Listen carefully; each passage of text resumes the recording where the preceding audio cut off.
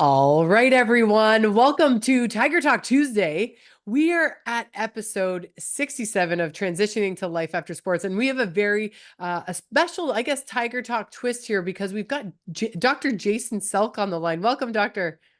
Thank you, Janine, for having me. Yes, and actually, I stumbled upon his work because one of our previous athletes, Jeff Lavecchio, had commented on his book, which we will dig into, Relentless Solution Focus.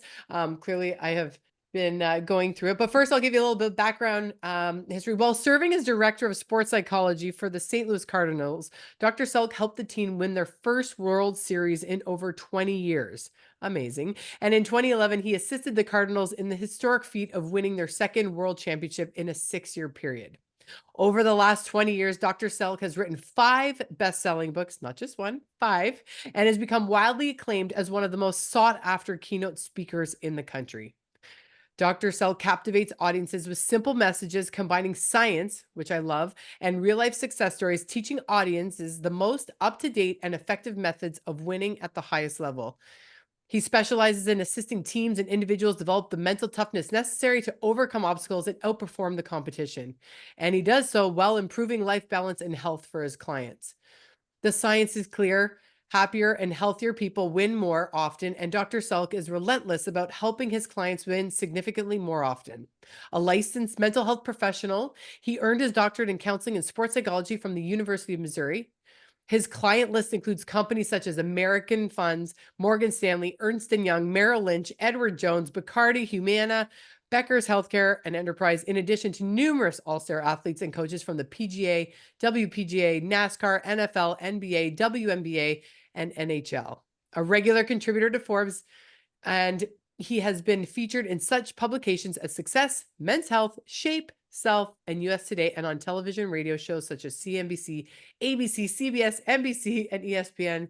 And we have him here as part of the Tiger Talk series. So thank you so much for taking the time out of your day to join us. Well, thank you again, Janine, for having me. That was quite a mouthful, huh? Well, it's important to list the accomplishments and put the credibility to the person who we're talking to. Now, I know we've got a minimal amount of time and I'm grateful to have it. So what the reason for this call was specifically relentless solution focus. Yes, a majority of these conversations, we talk about transition into life after sports, but what ends up happening is it goes back to the athlete in their younger years and what we're seeing out in sport today and how people want to be peak performers and confidence. And you get into all of this in this book. So let's just dive right into it. Humans by nature, PCT, problem-centered thought, that's where a lot of us approach life from. Can you elaborate on that for us? Yeah, so problem-centric thinking, I would tell you, is the biggest obstacle to mental toughness, and it's completely normal. It's a biological tendency for us to focus on the negative or the problems in our lives. We're all built this way, and it goes back hundreds of years ago to survival, the advancement of our species. It was necessary. And frankly, the smarter you are, the better you are at this. But unfortunately, hundreds of years ago, yeah, it kept us alive longer. But these days, we live in this really safe period. It's never been a safer period for human beings. And it's extremely counterproductive these days, not only for our performance, for our success, but also right now, it's hurting our health and happiness. Here's my statistic. People that don't learn to overcome PCT, and the opposite of PCT is what I would call the book title, Relentless Solution Focus. It's learning how to control your thoughts, even when we're biologically predispositioned. It's totally normal to think about problems. We want to be able to shift to, okay, what's one thing I can do about it right now? Having a solution-focused thought. We want to do it within 60 seconds. We know this, that people who train, and we can train our brains to overcome that biology, people who train for RSF live up to 14 years longer than normal people. 14. Wow, that's incredible. Right. I mean, you think, well, how could a person's thoughts or mindset cause 14 years of additional life? And Stress? are you going to have an additional 14 years, but you're going to be happier, healthier, and more successful by a measurable level, 25 to 30% along the way. Yeah. So it's And yes, you're right. It's the biological nature of stress that anytime we allow ourselves to focus on PCT, the problems in our lives or the potential problems that we could have, our brain pushes cortisol into the bloodstream, and cortisol is a toxin. It's a poison. And, I think a lot of people have been taught that thinking about your problems and maybe even venting about your problems is a healthy way to work through them. There's only one thing science would tell you is good about that, and it's the social component. And there might be a social component to misery loves company a little bit. But I would just tell you, company actually likes positivity more than misery. Mm. So I would just caution, because you got a lot of people, and I know people get mad at me when I say this. They think I'm calling them out, but be careful with giving yourself permission to vent on your problems, because there's no real science that that's going to help you. In fact, that's exactly what PCT is just thinking about your problems over and over and over again. Because every time you think about it, even if you're just talking about it and feeling connecting to other people as you talk about it, you are pushing cortisol in the bloodstream. And again, I love the social component. It's such an important piece of the puzzle. Just remember, if you look at the science here, people like positive people more than they like people who are venting. So maybe think about making a little bit of a shift from the PCT to the R. I'm curious about how do you feel about, because I know you, when you talked in your book about couples counseling, you talked about like after 10 minutes, we go into the solution focus, and it's about crossing that line. What about one thing that I've done before is, okay, if we need to have a clearing, what could be preventing you from being fully focused in this moment before we dive into what it is we need to work on? And there's a moment to release it. And then again, like, as you say, crossing the line. How do you feel about that? And what about people who will come back and say, well, it's not just, and I don't believe you're saying like, just suck it up and you're moving on. There's a process piece of, you get people that are like, well, it's human. We need to process it, but it's a difference when you're in a victim mentality and you're just constantly on that loop. What's your thoughts on when I say that? Yeah, I use the definition for RSF as within 60 seconds. Mm-hmm. Shifting across that line, shifting from the problem focus to the solution focus. And the reason we're going with 60 seconds, it's a generalized rule, biologically speaking. If we can move from the problem focus to the solution focus within that 60-second or so time frame, it gets us in front of the cortisol release. Mm. And really what I'm trying to help people with is, let's have as little cortisol as possible. Cortisol is going to happen. There's no doubt about it. But the problem, and not only is it a poison, it also has an impact on your brain function. And when cortisol hits the bloodstream, it actually causes your brain to start to malfunction. You lose the ability for detailed thinking. So you feel the stress, you feel like garbage, Yeah. and you become stupid. Yeah. Yeah. We don't need that. We don't need that. We've got enough of that running around. That's not a great way for a high performer to perform. So I just, again, I have an understanding, and I want people to know, if you're focusing on problems and venting about problems, you're not broken.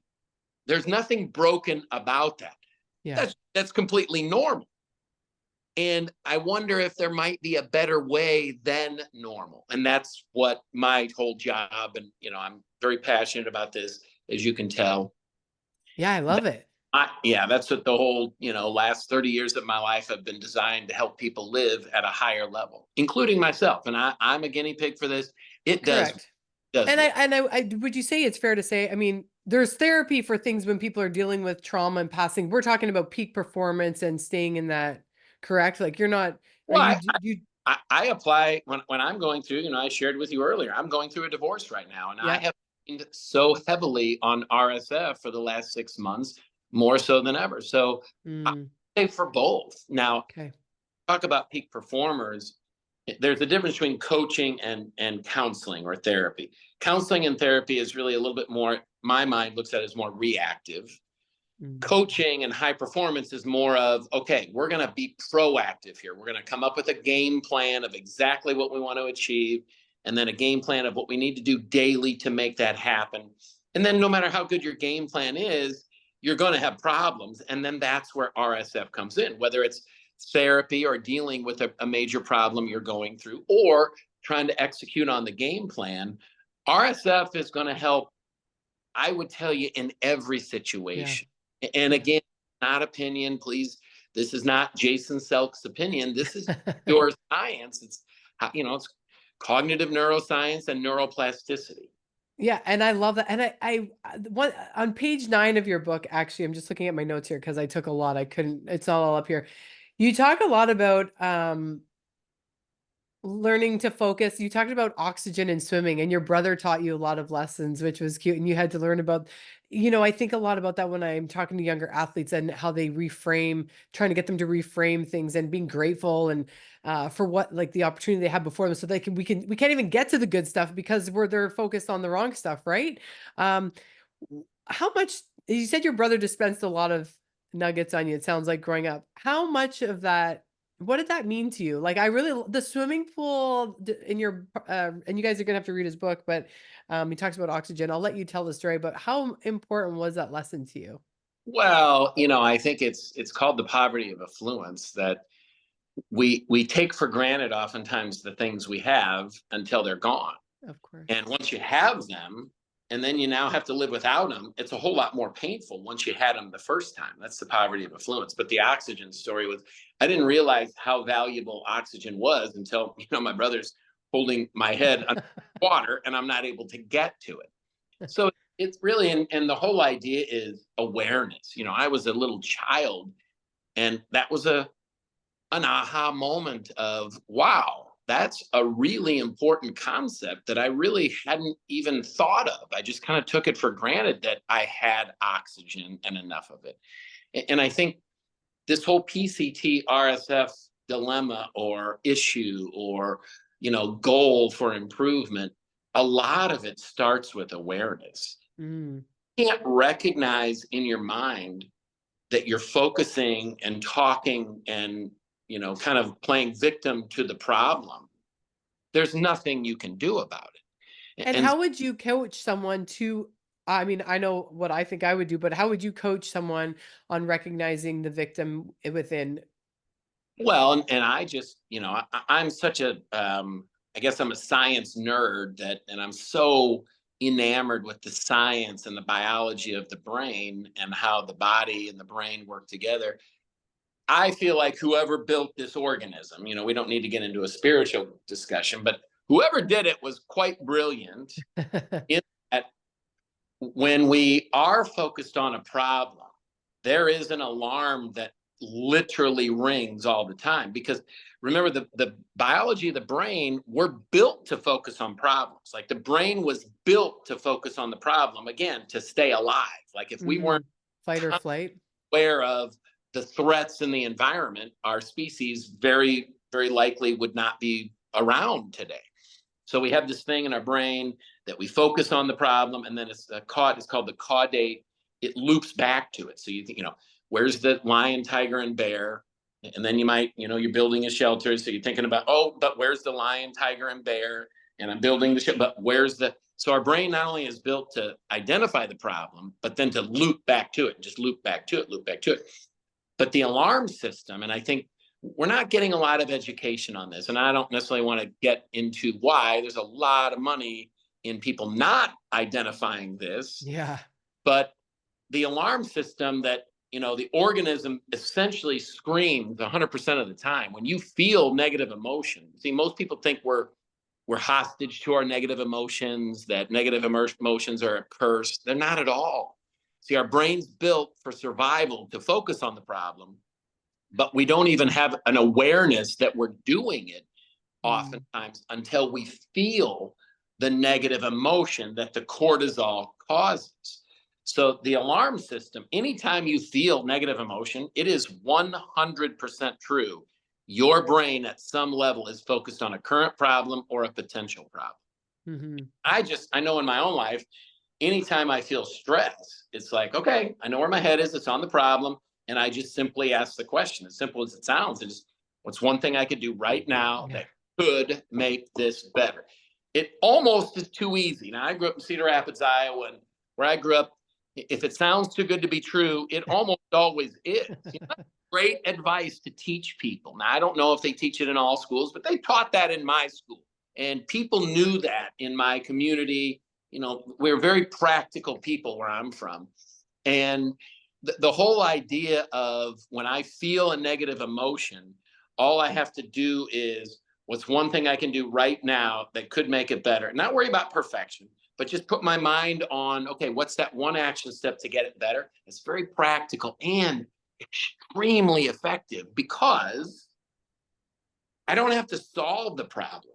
I just have to quit thinking about the problem. Now, you can't tell people, don't think about your problems. And this is not, like you said earlier, just, pull your bootstraps up and work through it. That's not this at all. It's stop thinking about problems. But that's, if I say to you, Janine, don't think about a pink elephant with blue running shoes. Don't. you did it. Yeah. You got to have something else to think about. So I'm say, don't think about a pink elephant, and you might. But this time, instead, imagine a big, beautiful red hot air balloon floating through a beautiful cloudless sky. Choose to think about the hot air balloon. All right. Yeah. Don't think about a pink elephant with blue running shoes, Janine. Yeah. Now I'm thinking about it. Okay. But you can stop thinking about it by focusing on the red balloon. Got it? Mm-hmm. And red's my favorite color, so I was right in there. So that's the thing, is I can't tell people don't think about your problem. Yeah. Instead, and don't talk about your problems. Instead, think and talk about potential solutions. And there's a great story in your book. You talked about, I forget what page it was on, but you moved into a new home and you were focused on the brown patches on the lawn. Tell us that story and what you did. Well, I'll tell a better one, because that was the first time I actually had an awareness of what my thoughts were doing to me. Okay, but I think a better story is, I have this very good friend. His name's Barney. That's his nickname. I hope he's okay me telling this story. I'm sorry, Barney. He's one of my oldest friends, but he's one of the top NFL brass guys. So he, all the Super Bowls and the games in Mexico City and Germany and Brazil, he's helping do the fields, making sure they're just right. Anyway, he's at my house maybe 4 or 5 years ago, and we had just moved in here, and they put sod down. It was beautiful for a couple of weeks, and then weeds started popping up. And I said, Barn, I want to get rid of the weeds in my yard. And he said, Jay, you want to get rid of the weeds in your yard? I said, yeah, Barn, I want to get rid of the weeds in my yard. He said, Jay, grow more grass. And I thought it was such a powerful metaphor for this concept. I think problem focus is like going out there and pulling weeds. So always trying to, and it just seems no matter how many weeds you pull, there's another one. Always going to be that way. Yeah. Or you can grow grass and you can choke out the weed. And so I really think having the RSF mentality works exceptionally well if you know the equivalent of growing more grass, meaning what you're doing with your life, and that's why it's not just a one-step process. But I would tell RSF, even without a proactive game plan, is a measurably better way to live. Well, think about a team dynamic, and someone says something negative, but if we don't water it, it doesn't grow. We reframe what's going on in the room, and then nobody gives it any thought or energy, right? That's right. But I would encourage people that the best way to avoid having problems or weeds, grow more grass in a humanistic manner. What that means is, and you have all kinds of clinicians that have talked about this. Stephen Covey talked about it. Start with the end in mind. Yeah. Be proactive is really the essentially is come up with a game plan. What do you want? And I like to start with 5 years from now. What do you want your life to look like in 5 years? And then in 1 year, what's one thing you really want to accomplish? And then most importantly, what are your 2 or 3 most important daily activities? Don't get more than 3. Those are called process goals. If you can do your 2 or 3 most important activities daily that will cause the results you're looking for, you're going to have a lot less weeds in your yard. Yeah. And you said highly successful people never get everything done, but they always get the most important thing done each and every day. I really like that line. That's on page 131. If anyone's like, those are the most successful, not even the highly successful, the most successful, the ones who are winning are actually, they know what their most important activities are daily, and they're getting those done. and they're not getting a bunch of other stuff done. Well, and I liked how you said prioritizing is the most underrated skill. Well, here, let me say this. I firmly agree with that. And the more I look into it, the more it confirms itself. But I'd say this: to become good at prioritizing, you must become great at deprioritizing. Yes, you got to remove. If you go out spending all day pulling weeds, guess what you didn't do? You didn't plant grass. And most people all day long are pulling weeds or putting fires out. Yeah. And again, it's a way to live. It's just not the best way to live. Yeah. It's not even, and I don't just look at pure success, like, whether it be money or you can throw the fastball faster or the company's doing better this way or that. Like, that's fine. But to me, that's the easy part. Yeah. I want to know quality of life. I want to improve my health and my happiness, because what's the point of having more money if you're not happy and healthy enough to enjoy it? Yeah. Or having more impact. So you really, I think RSF is huge, especially when combined with a proactive game plan. No, I mean, I fully agree. I had a laugh when you were talking about you would sometimes get prank calls as like Mother Teresa or whatever. And then there was a story about an NFL kicker calling. This is around when you were talking about the perfectionist mentality. Talk to us a little bit about that. Yeah. So again, the Mother Teresa and so forth, I because of my job and where I'm from, I always grew up with these kind of prankster and just really funny fellas, if you will, as my best friends. So they would always call me, my company performance. So they'd call and they'd act like, I've had Gandhi call me. I've had Mother I've had George Washington. You name it, they've called me. Well, anyway, this one, he was actually one of the top kickers in the NFL, historically speaking, and he calls me, and I thought it was one of my friends. And I said, I was kind of playing along with him, and and I finally realized after about a minute that it actually was this kicker. And my question was, well, what in the heck are you hoping I can do for you? I mean, you're already going to go down as one of the greatest kickers in the history of the NFL. And I'll never forget, he said, well, I do everything I can all day long. And I know I'm doing 100 things right. But I also know I'm doing one thing that's not perfect. And all I can think about is that one imperfection. Mm.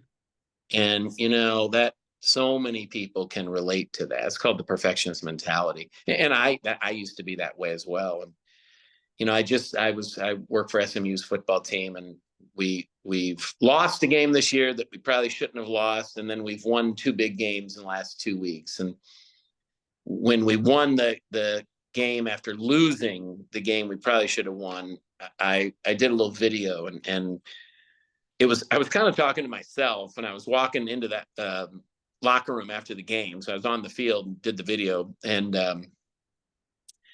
I said, if you don't learn to celebrate the wins when you do lose, which you will, it'll ruin you.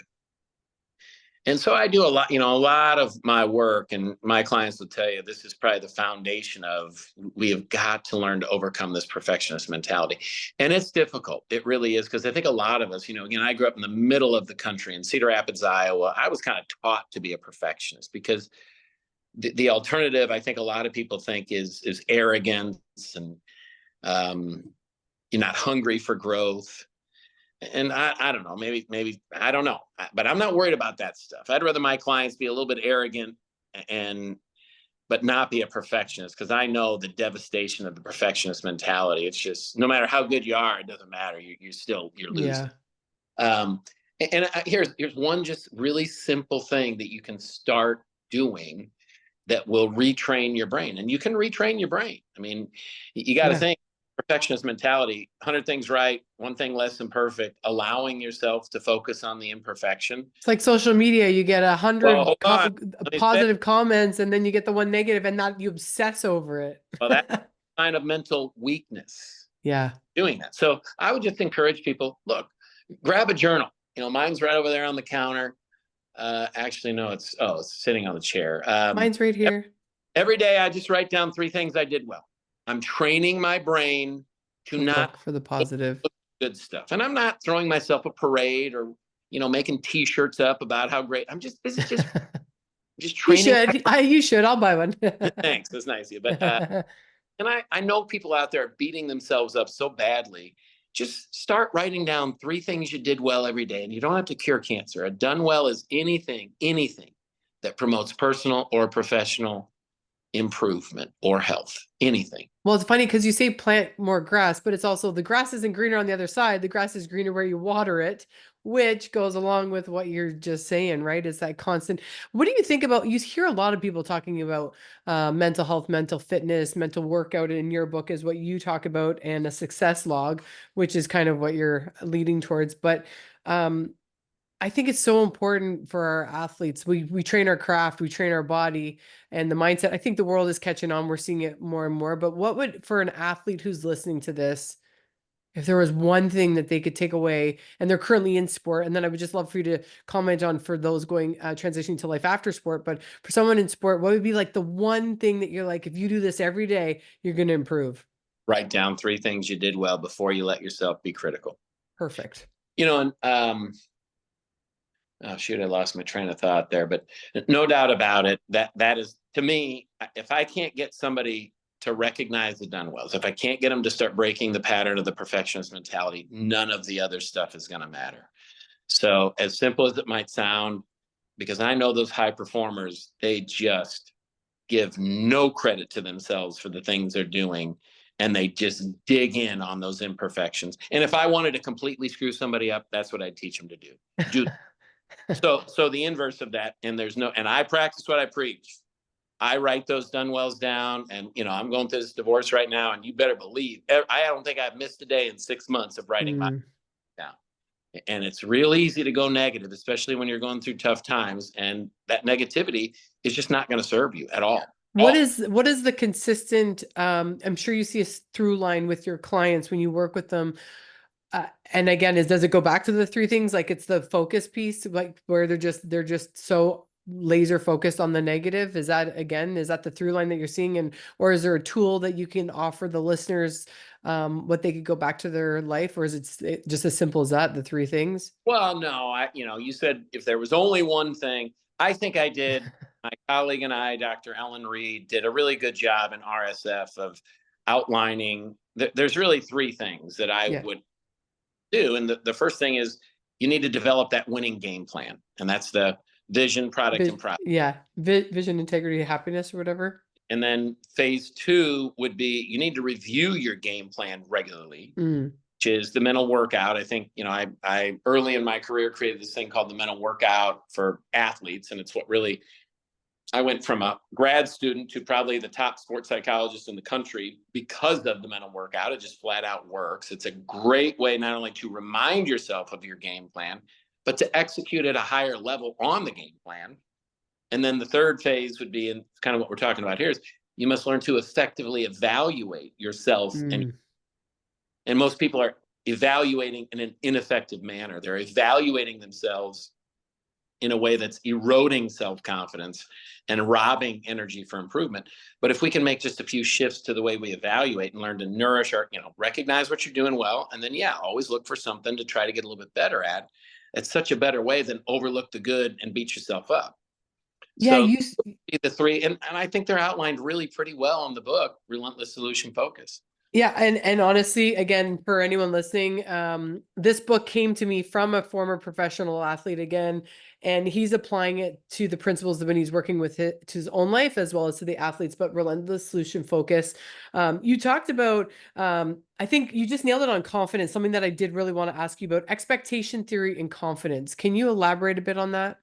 Expectancy theory, that which you focus on expands. And so if you're choosing thoughts to focus on, the mistake you made, what do you think that's going to do to your confidence? So if we can train ourselves to actually give some credit on the things you did well, what will that do to your confidence? Yeah. You say, well, how important is confidence? And, the science is pretty clear. Confidence is the #1 variable for all human performance.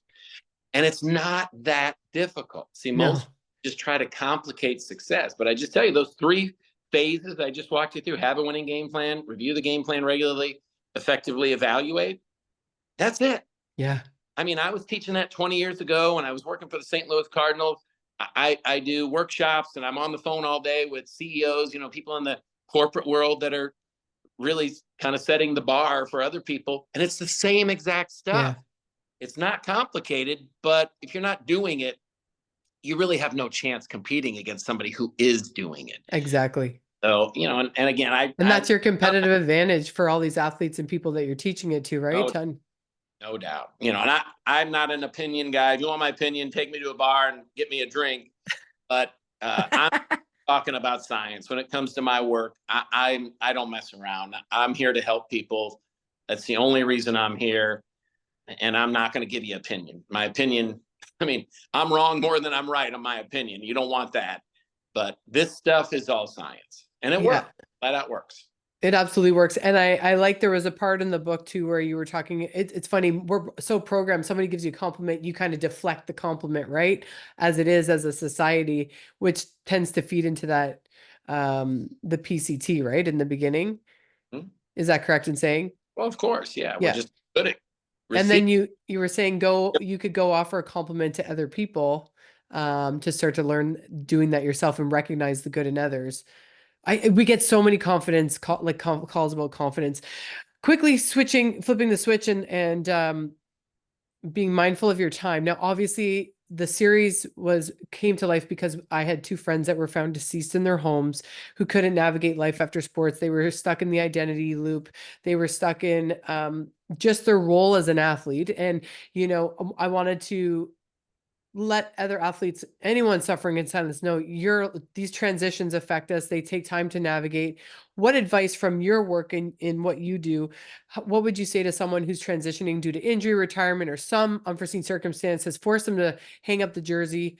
In your book, you actually delayed, what is it? Wait one more day. There was a gentleman that you delayed almost a year from retiring, and he got to play in one of the biggest games, which I thought that was such a powerful story. But what advice would you have for these athletes that are navigating those situations? Well, I would, you know, for any transition, you need to know what you're trying to accomplish next. Mm, So you must have a purpose. You must have a game plan of something you're trying to accomplish next. If you're out there and you don't know what you're doing, that's where you start. And if you don't, it's okay not to know. It's just not okay not to work on it. And mm, chapter 7 of RSF, I think, does an outstanding job of asking the questions that get you to start to figure out, okay, what do I want from my life? What's next?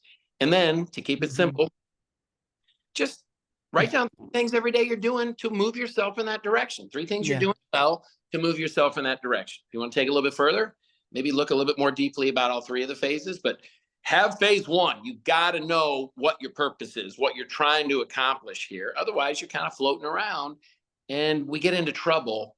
We get into real trouble, especially if we're high performers or highly intelligent. We get into trouble real fast without a plan of what's next. Oh, I mean, yes. I can attest to that for sure. It's tough to be in relationships with those of us that are high performers or what's next. I remember I had a decade of like, oh, you can do a marathon, I can do a marathon. You can do a fitness show, I can do a fitness show. Oh, I want to do a sprint try, I can do a sprint try. And then I did 2 half marathons and da da da. And it's like, and then I recognized all the external validation that I was after and had to figure out other things. But going back just before we land the plane on this conversation, because you've got so much great information. And again, for any of you guys tuning in, Relentless Solution Focus, it's a wonderful book. Go get it. I'm going to even read through it again because there's so many ways where you can apply it to your own life. And there's summaries at the end of each chapter. It's really well done. Go to that story with your athlete about the wait one more day. So he was ready to retire, so he thought, but he wasn't sure. And it You really was see this struggle all the time with athletes. right. And it was just well, okay, until you're sure, until you have a better idea, because you're never going to be perfectly sure on things. It's not what I was trying to get at with him, but I could tell that he really wasn't sure. And I said, well, if you're not really somewhat sure, or at least more sure than you seem right now, why don't we not worry about retiring today? We can start worrying about that tomorrow. And so today, I just want you to be fully present in executing on what you're supposed to be and what you want to be executing. And then it was next day. Well, I'm still not quite sure. So let's just do the same thing. Be fully present and execute. And it was a full year, and some really kind of special things happened to him. And look, that's not always how it happened. For Okay. sure. But he was an injury, right? He was rehabbing an injury and was thinking maybe I'm done.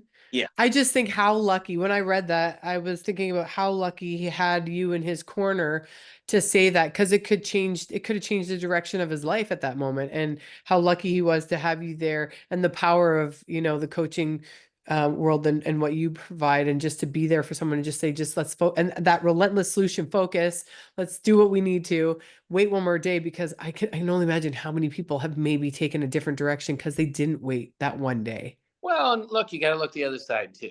Yeah. Sometimes you should retire the day if you know. Yeah. So, again, on this one, it did work out. Yeah, It doesn't always work out. And for that's, sure. we're all flawed individuals. I just heard this definition of self-confidence. I love it. We're all flawed individuals. Okay. And so self-confidence is accepting that you're flawed and knowing that you're highly capable of and lovable anyway. Mm, So, with your career, retirement, not retirement, we're going to make mistakes. That's okay. It's just when you make a mistake, what are we going to do about it? mm. Complain about it. We can beat ourselves up about it. We can play victim, or we can start working on the solution. And I just tell you, people who start working on the solution faster win. I love it. I love it. Well, it's an absolute pleasure to have you as a guest and contributing to this series. For those of you tuning in, again, this is episode 67, transitioning to life after sports. But we had a little Tiger Talk twist here today, bringing on Dr. Jason Selk. And again, for those of you, grab the book, Relentless Solution Focus. It's excellent, whether you're a coach, whether you're a parent, whether you're an athlete, anyone who wants to do well in life. I mean, you can apply it to anything. You don't have to be an athlete to get anything from it. Any final words before we wrap it up? Nope, I think we've done enough, Janine. We've done enough. Awesome. Well, thank you so much, guys. Again, episode 67. Thank you, Dr. Jason.